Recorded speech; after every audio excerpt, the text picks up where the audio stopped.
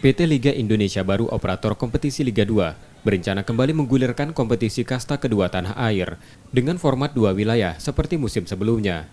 Meski belum ditentukan waktu bergulirnya, Sriwijaya FC menyambut positif rencana format dua wilayah pada kompetisi Liga 2 tersebut.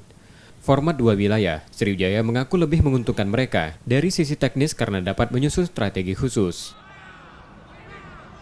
Ya kita menyambut baik lah kalau memang dibagi dua wilayah seperti awal kembali, ya tidak masalah buat Sriwijaya FC.